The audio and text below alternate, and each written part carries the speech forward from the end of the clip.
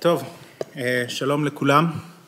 I asked and received permission to switch to English just for this portion of the day.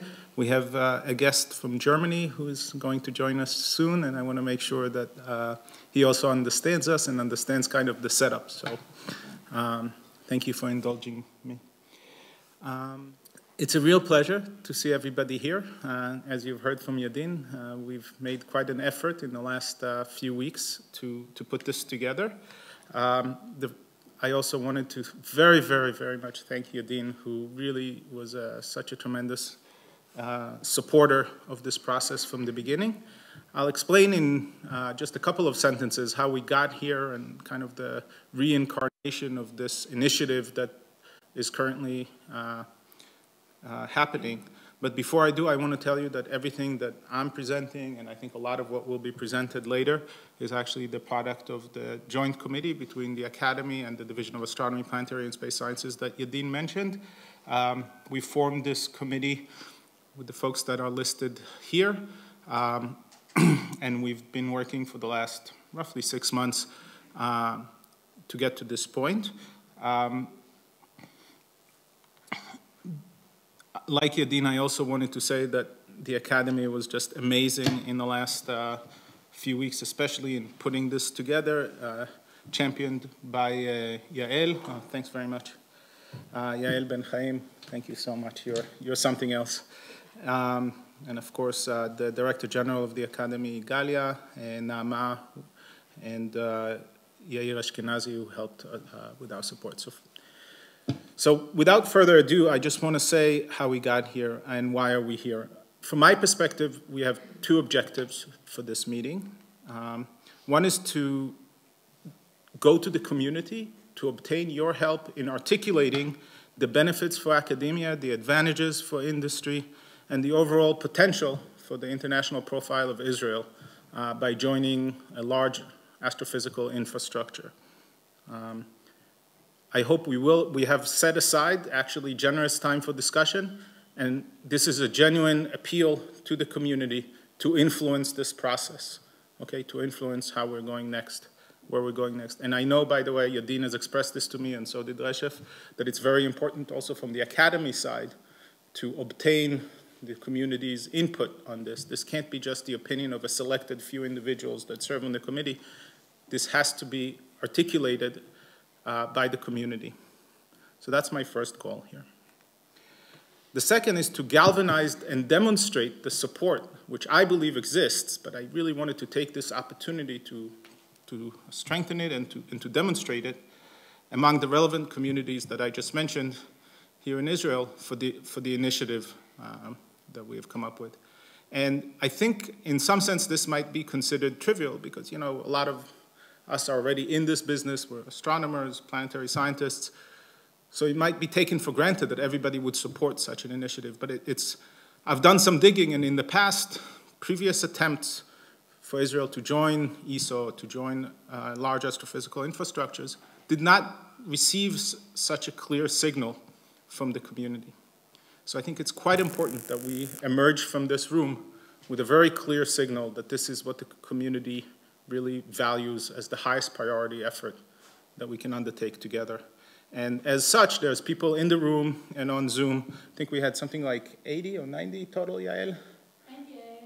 90 registrants for this conference from a whole suite of institutions, all the major universities in Israel, but also from government, a few representatives, and from the Academy and so forth. So I'm actually really delighted that we were able to pull together like that as a community. Just real quick, the program, you know, we have this fantastic opportunity to hear from Professor Reinhard Genzel, who of course is a Nobel laureate for his work using ESO. So I'm really looking forward to that.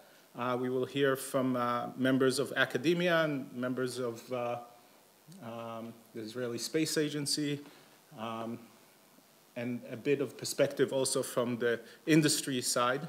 I think all three of these are actually quite important in the puzzle that we're trying to put together.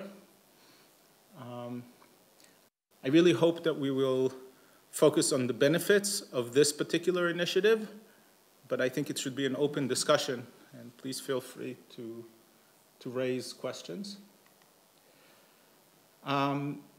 There's, quite a bit of history to the effort, to the initiative of joining ESO in Israel.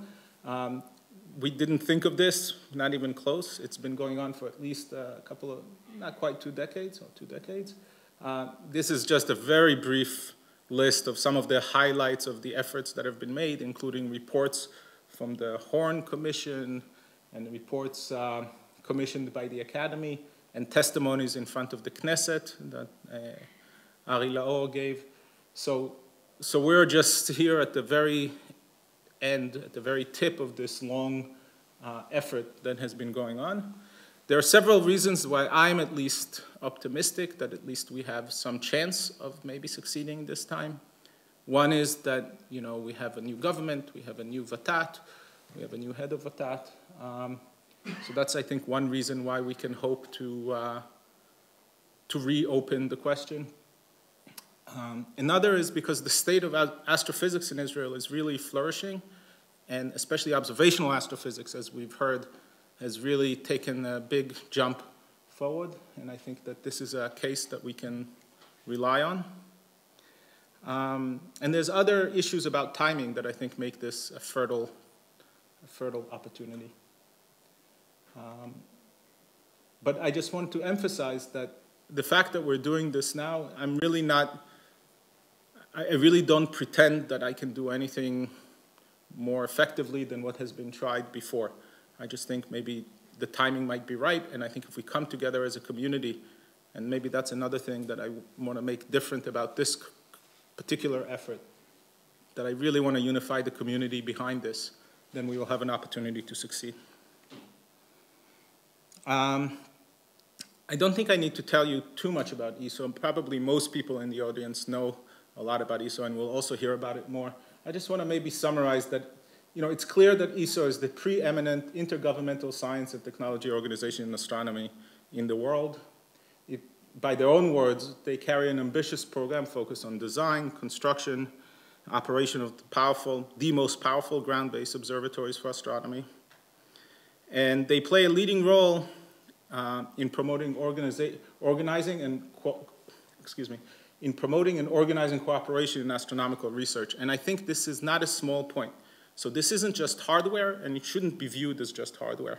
I think becoming part of a large astrophysical infrastructure carries the benefit that we become an integrated part of a community of, in the case of ESO, hundreds, if not thousands, of the leading scientists in the world. And this is not something to sneeze at all. This will open up opportunities for cooperation, opportunities for our students, opportunities for industry to become expert in the leading edge technology, relevant technologies. I really think that this is something important that should be on the table. There are currently 16 member states. There are a couple of more states that are in kind of late negotiations with ESO, including Brazil and Australia that just increased its role in ESO. We'll hear more about the particular collection of telescopes across a wide band of the electromagnetic wave spectrum. It's clear it's also the most productive astronomical observatory in the world in any way you measure it, papers, data, ground-based observatory. Actually, I think it probably includes space observatories too.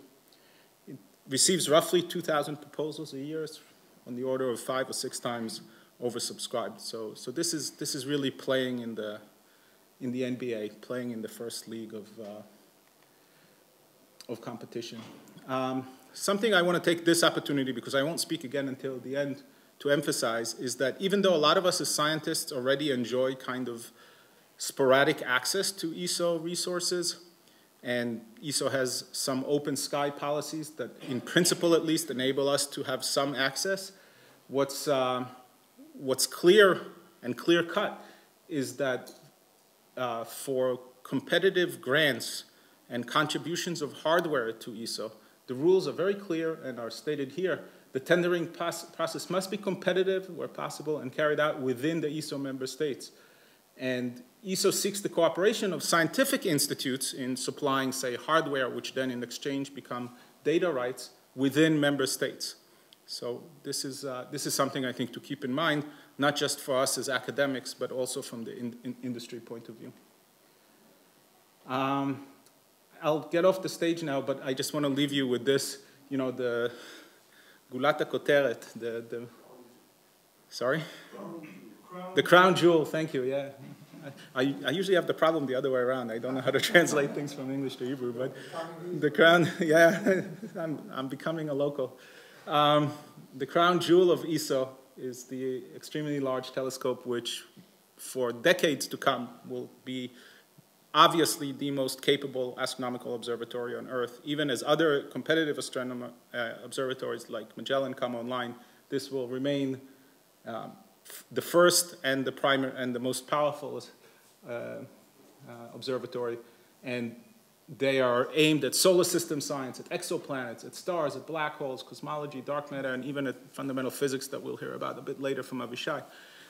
It's, you know, I don't even have enough air in my lungs to say in one sentence all the things that DELT, all the subjects that DELT will address, but I think maybe rather than trying to do that, I saw this and I just couldn't help sharing it with you.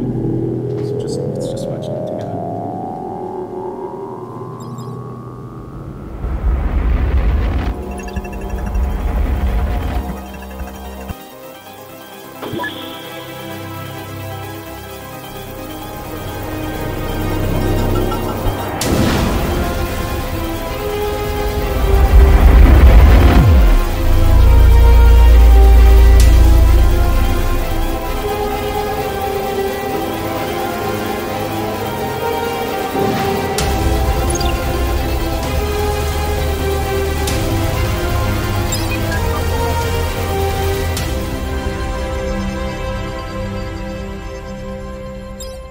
I get kind of the chills. This is like the Hollywood movie when you see this. You know, it's really exciting, and I can't stay apathetic when I see this. I feel like we just have to become part of this.